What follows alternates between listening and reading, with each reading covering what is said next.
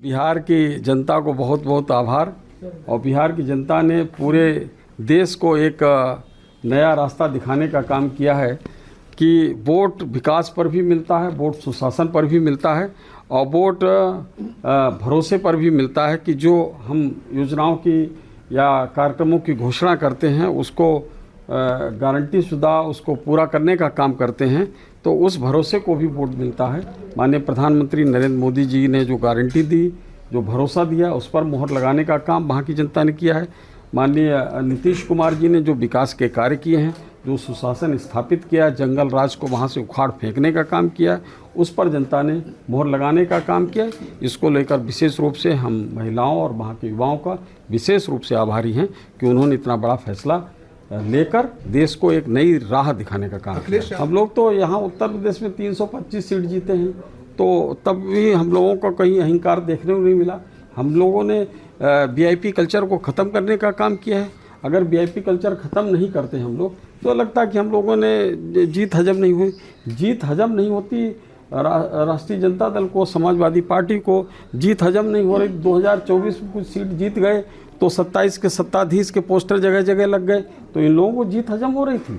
तो ये सब पूरा आईना दिखाने का काम करते हैं। पहले आईना देखें अपना चेहरा उसमें और अपने कार्यकर्ताओं की क्रियाकलापों को देखें तो उनको पता चलेगा कि इस तरीके से किसको जीत हजम नहीं हो रही है। देखिए, ऐसा है कि बोए पेट बबूल के तो आम कहाँ से हों। जिस तरीके की वो दूसरों को लड़ाते झगड़ाते रहे, जो जंगल राज उन्होंने स्थापित करने का काम किया है, वो जंगल राज का शिकार उनका परिवार स्वयं हो गया है और वहीं उठापटक मची हुई है और निश्चित रूप से स्वाभाविक भी है।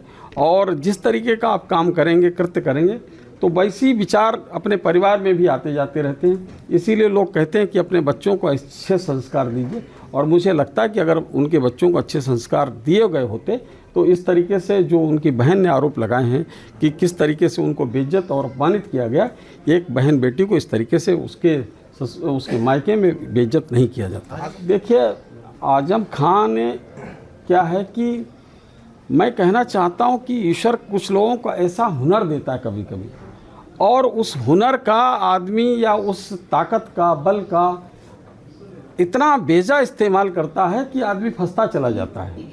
आजम खां को ऊपर वाले ने बहुत अच्छा हुनर बोलने का दिया है, तो वो किसी गलत बात को भी सही साबित कर सकते हैं तर्क के द्वारा। अब वो भूल जाते हैं कि गलत चीज़ों को वो सही साबित करने जब शुरू कर देते हैं तो फिर धीरे धीरे ऊपर वाला भी उनसे खफा हो जाता है कि हमने आपको हुनर इसलिए दिया कि आप जनता का कल्याण करें। आप उसके द्वारा जनता के खिलाफ काम करने लगो, ऐसे कृत्य करने लगो कि जनता के खिलाफ चीज़ें जाएं, जनता परेशान उससे हो जाए। तो मुझे लगता है कि आजम खां के जो पुराने काम, उनके कारनामे हैं, जिसके कारण उनको फिर से जेल जाना पड़ा है, और निश्चित रूप से माननीय न्यायालय संज्ञान लेता है, उस पर कार्रवाई हो रही है और माननीय न्यायालय ने उचित निर्णय किया होगा।